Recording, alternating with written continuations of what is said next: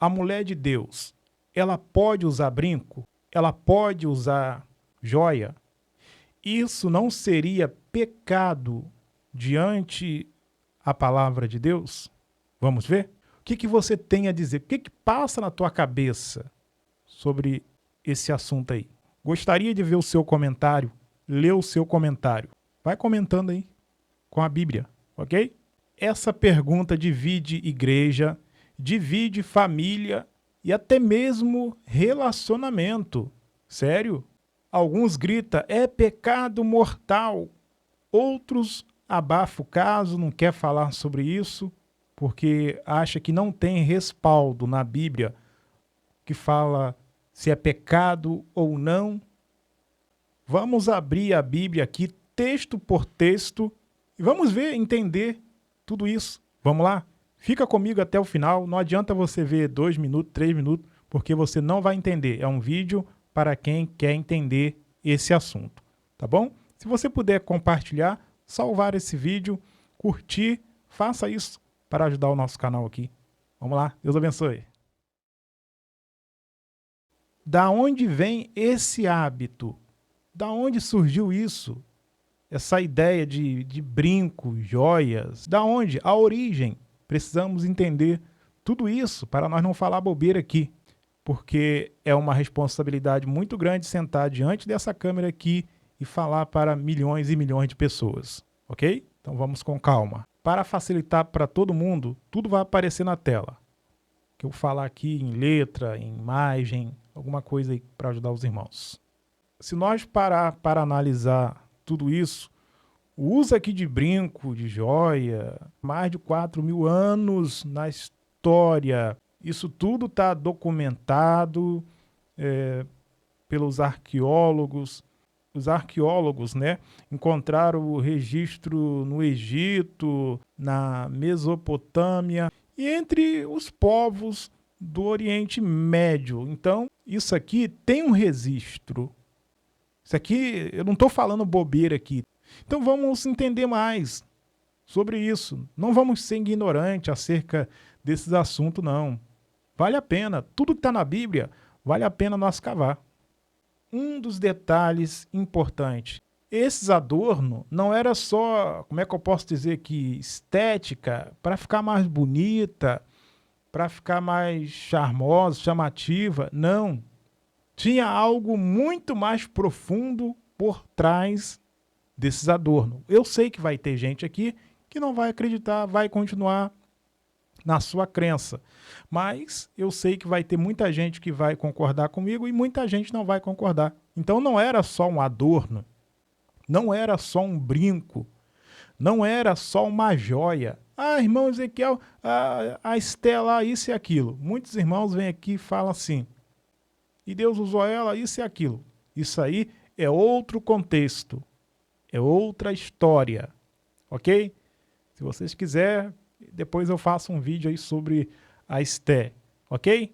Então deixa a sugestão de vídeo aqui embaixo aqui para mim fazer. Primeiro, era usado como um amuleto, um objeto de proteção espiritual. Eles acreditavam que isso aqui afastava os espíritos malignos ou trazia sorte. Era uma espécie de proteção mágica usada no corpo. Está na história. É só você estudar a história. Então, eles acreditavam nisso, que poderia fazer isso. E também, em segundo lugar aqui, eram símbolos religiosos. Representava a divindade específica nas joias, entendeu? Dependendo da joia que você usava, indicava qual deus você servia. Deuses, né, com D minúsculo. Então, a joia, o brinco, vai bem mais além, no sentido espiritual também.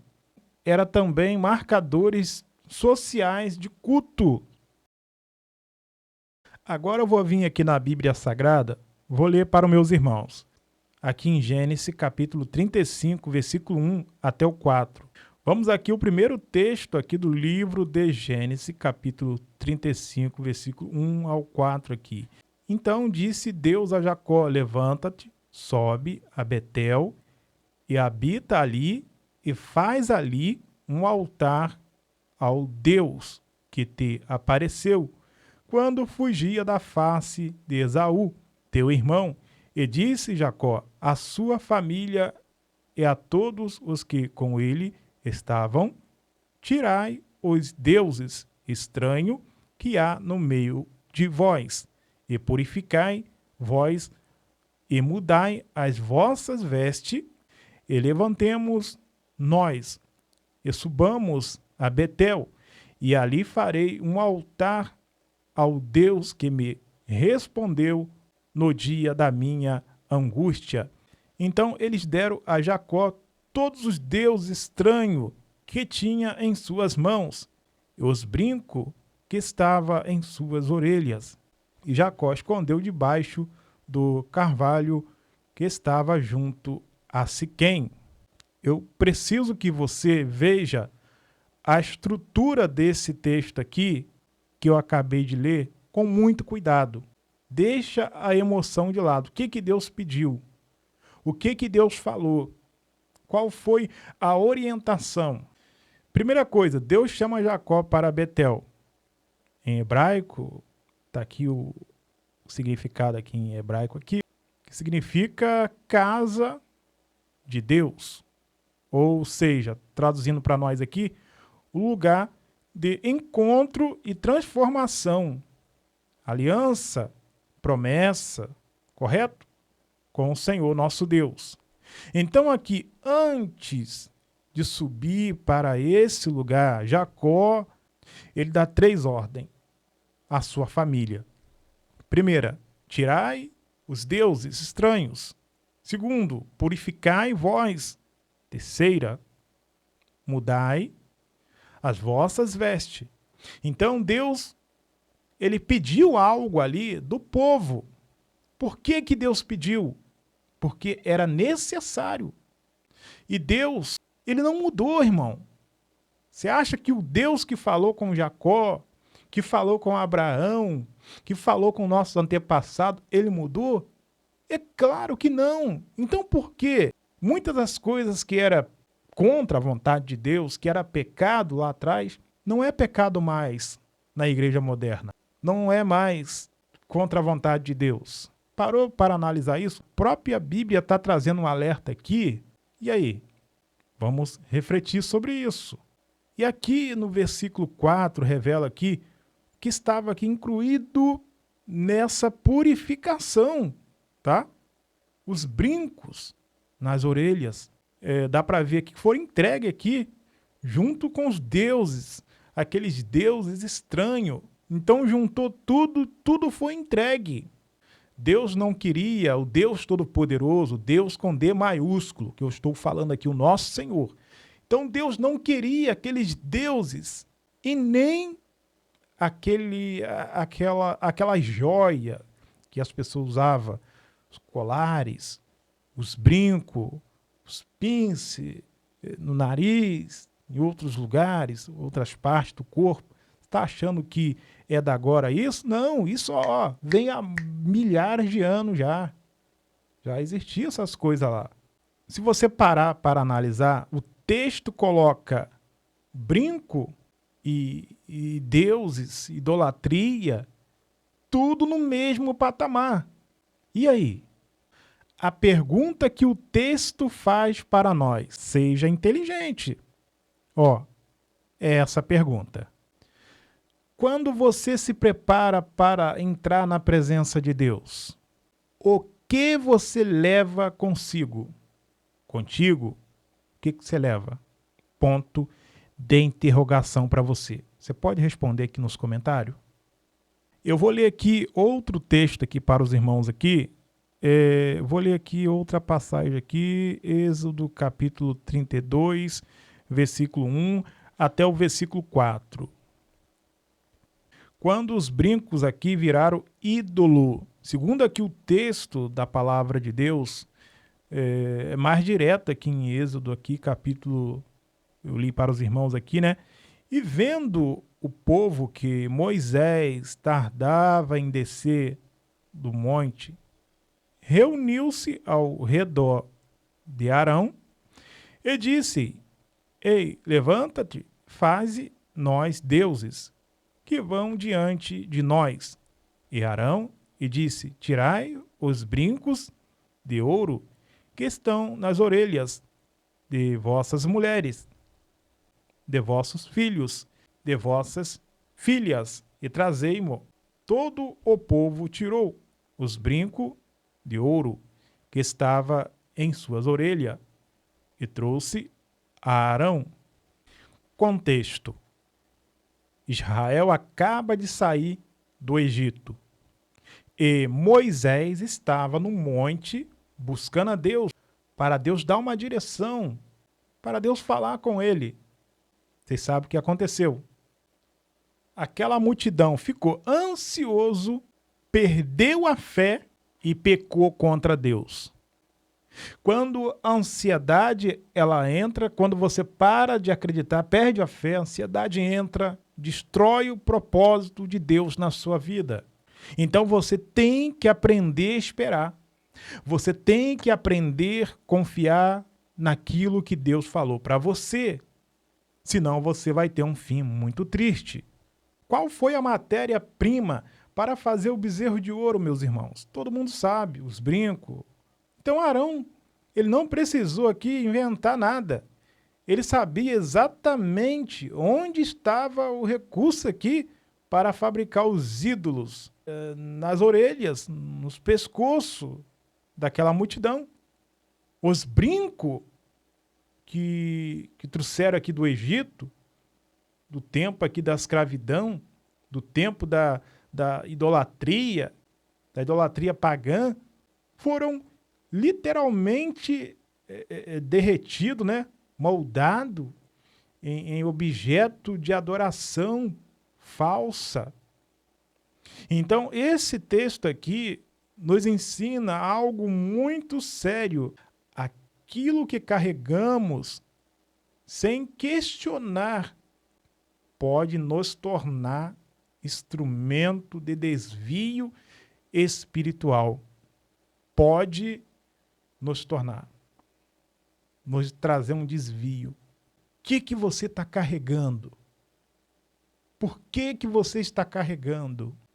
Você sabe o significado?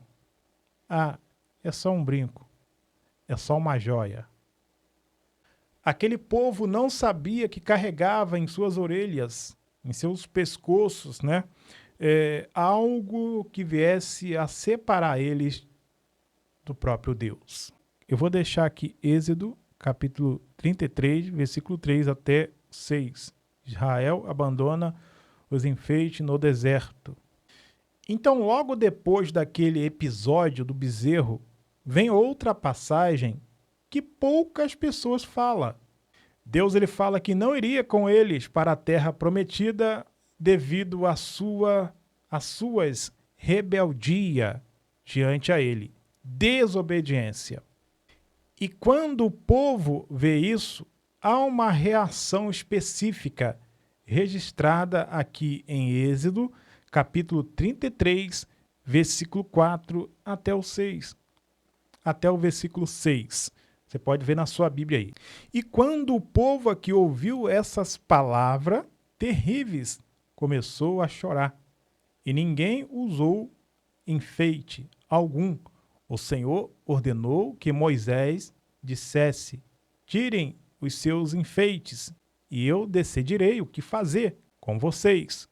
Por isso, do monte Horebe adiante, os israelitas não usaram mais nenhum enfeite. Entendeu? É muito importante você ler, não só ler, porque a Bíblia, ela não é um jornal, ela não é uma revista.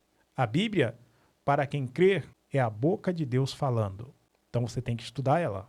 Presta atenção nos detalhes. Tire os enfeites. Foi o sinal visível do luto espiritual, da humildade e da busca aqui por uma reconciliação com Deus. E a decisão de não mais usá-lo depois desse momento aí foi mantida pelo povo. Não foi uma lei imposta, entendeu? Foi uma resposta instantânea de quem entendeu o peso da presença divina de Deus. Não brinque com Deus. Deus não é brinquedo. Não brinque com a palavra de Deus. Agora eu vou ler para os meus irmãos aqui o que eu vou fazer com as minhas joias, os meus brincos. Ora, é Deus. Deus está falando aqui já. Aí cabe você, se você vai aceitar ou não. Ah, vou para o inferno. Vai na palavra. Vou perder a minha salvação? Vai na palavra. Deus vai falar com você. Vai orar. Deus vai falar com você. Agora eu vou aqui para 1 Pedro, capítulo 3, versículo 3 até o 4 aqui. Vamos entender aqui, eu vou falar aqui de Pedro. O que Pedro aqui ensina sobre o verdadeiro adorno, né? O verdadeiro adorno da mulher, o verdadeiro adorno do homem. Vamos ver, vamos na Bíblia, vamos entender isso aqui. Primeira coisa, Pedro, ele estava escrevendo para as mulheres cristãs que vivia dentro do Império Romano, entendeu? Foi uma orientação direta para aquelas mulheres. Ah, irmão, foi para aquelas mulheres, não é para mim. A palavra de Deus só valeu para eles? Para nós não? Essa palavra foi direcionada à igreja de hoje também. Roma era uma civilização de ostentação no extremo. Eles gostavam de se ostentar. Eles eram muito mesmo vaidosos. Então, tinha que receber um aconselhamento, tinha que acochar mais ali na doutrina da igreja. E Pedro, ele escreve assim: e assim está registrado: o adorno de vocês não seja o exterior, como cabelos, trançado, joias de ouro, roupas caras, mas o homem interior do coração, com adorno incorruptível de um espírito manso, tranquilo, que é de grande valor diante de Deus. Observe aqui o que Pedro faz. Ele contrapõe o exterior e o interior. E ele declara aqui, meus irmãos, tem um valor diante de Deus, o interior. Ele não diz pode usar, presta atenção, com moderação. Ele diz o adorno verdadeiro de cada um de vocês é o quê? Está no texto, está aqui no texto, o coração. E vai além no versículo aqui seguinte, pois foi assim que as santas mulheres de Deus perseveravam em Deus, se adornavam outrora. Em outras palavras aqui, as mulheres que Deus conhece como as mulheres santas na história da Bíblia Sagrada aqui, não era definida pelos seus ornamentos externo, mas pelo espírito que cultivava internamente, dentro. É muito fácil interpretar o texto e o contexto. O que está querendo dizer a palavra, irmão? Meus irmãos, vamos examinar a palavra com carinho. Tá um pouquinho longo o vídeo? Tá, mas tá gostoso. Para quem quer aprender, tá bom demais. Eu vou deixar aqui outro texto aqui para os meus irmãos. Está aqui em 1 Timóteo, capítulo 2, versículo 9, até o versículo 10. O que o apóstolo Paulo, ele ensina aqui sobre o vestir. Do mesmo modo que as mulheres se ataviem em trajes honestos, com pudor, modéstia, não com trança, ouro, pérola, roupas custosas, né? Roupas caríssimas, mas com boas obras, como convém às mulheres que confessam servir a Deus. Tem duas observações importantes aqui nesse texto, ok? Presta atenção, presta muita atenção. Primeira coisa, o contexto aqui de Paulo também é romano. As mulheres que frequentavam as igrejas trazia consigo um hábito, uma cultura pagã, onde elas cresceram. E Paulo aqui precisou orientá-los, essas irmãs, essa igreja. Segundo, o contraste aqui de Paulo é muito claro. Em vez de você se preocupar com pérola, com ouro, boas obras. É isso. O investimento deva ser no caráter, no amor ao próximo, no servir na igreja, em ajudar os irmãos. Paulo não está sendo cruel e nem controlador. Ele não está controlando ninguém. Ele está pregando assim porque ele tem amor. Ele quer ver o crescimento da igreja. Ele queria ver ali naquela situação ali, naquela época, proteger a igreja, orientá-lo à igreja. Irmão Ezequiel, o que isso significa para nós hoje, nos dias atuais? Bom, pela revelação que Deus está dando aqui dentro da palavra, para mim não convém. Agora, se você acha que não tem nada a ver, aí é entre você e Deus, ok? Para a minha casa, para a minha família, não presta, não me faz falta nenhuma, e nem para a minha família. Agora, se você acha que não tem nada a ver, não vou te julgar por isso, não. Quem vai julgar você é a palavra. Eu não sou juiz, não estou aqui para julgar ninguém. Apenas sou um simples servo do Senhor. Conclusão, para nós concluir aqui a nossa mensagem. A Bíblia, ela não chama a gente para legalismo. Ela nos chama para santidade, viver separado desse mundo de pecado aí. Tudo aquilo que vai contra a vontade de Deus. A Bíblia nos chama para algo bem maior, bem mais profundo. Transformação. Quem aceitou Jesus de verdade é transformado. Você vê a diferença na vida dele, na vida dela. A última, para nós fechar. Não vos conformeis com este mundo, com este século, mas transformai-vos pela renovação do vosso entendimento. Então, quando há uma renovação aqui real mesmo, né, por dentro, o exterior, né, muda, vai mudar naturalmente. Não vai mudar porque o pastor está botando pressão, não. Quem vai mudar é a palavra que vai mudar você, não é o pastor, não é a igreja, é o próprio Jesus Cristo que vai mudar você. Fique com o papai, fique com Deus. Quero aqui agradecer o carinho imenso que você tem por mim aqui, pelo nosso canal. Se você quiser seguir nosso canal, siga para receber mais vídeos edificantes, que você possa conseguir vencer os obstáculos dessa vida, nessa grande caminhada para os céus. Obrigado de coração. Se inscreva em nome de Jesus, tá?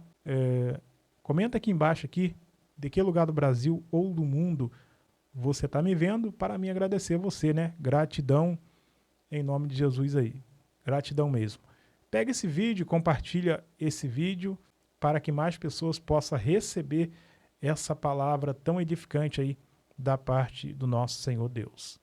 Um abraço, espero os irmãos no próximo vídeo, se assim Deus quiser. Deus abençoe, a paz do Senhor.